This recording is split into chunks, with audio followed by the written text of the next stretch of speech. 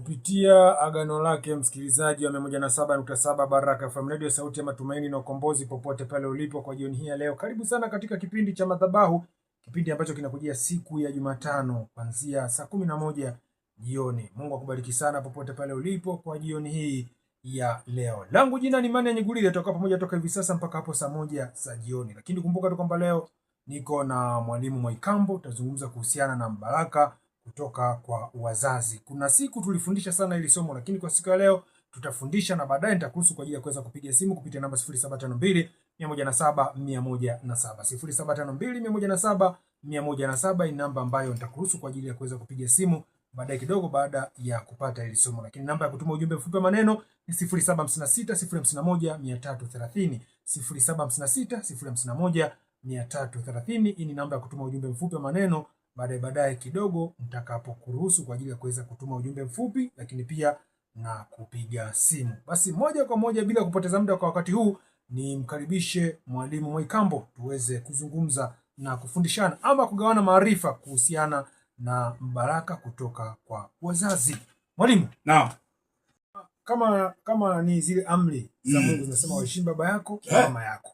Kwa maana hiyo usije ukasema kwamba unamheshimu mwingine wakati baba na mama huwaheshimu, na uwezi ukapata mafanikio kwa sababu wale umeshawadharau tayari. Kwa hiyo naamini kwamba kama umedharau wale wa nyumbani, sidhani kama wengine unaweza kuwaheshimu.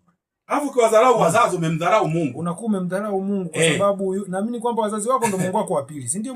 Yani nafasi yao inawafanya kuwa miungu. Nafasi yao inawafanya kuwa miungu. Kwa maana hiyo wale ni wa pili. Kwa maana hiyo sasa waheshimu wazazi wako, mheshimu babako, mheshimu na mamako, hata wale wengine pia utawaheshimu. Lakini kama unaheshimu wa nje alafu wa ndani waheshimu, sawa na bure, hamna kitu.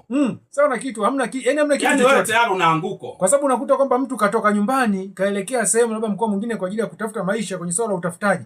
Hafanikiwi.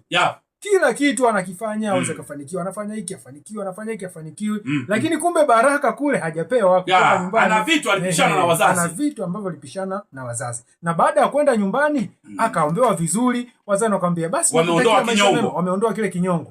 Kwa unakuta mambo yako unafanya unaenda vizuri. Unafanikiwa. Unafanikiwa, unapata mafanikio. 0752 107 0752 107 107 ni namba ya kupiga simu. Na utuambie tuweze kuzungumza wote kwa pamoja. Habari ya kwako? Habari ya kwako? Nzuri. Sauti ya nani, unapatikana wapi? Mimi napatikana Vwawa. Karibu sana kutoka Vwawa. Japokuja tuambie kama unaitwa nani sasa? Karibu sana. Naitwa Ndio. Nataka nimuulize yeye kwamba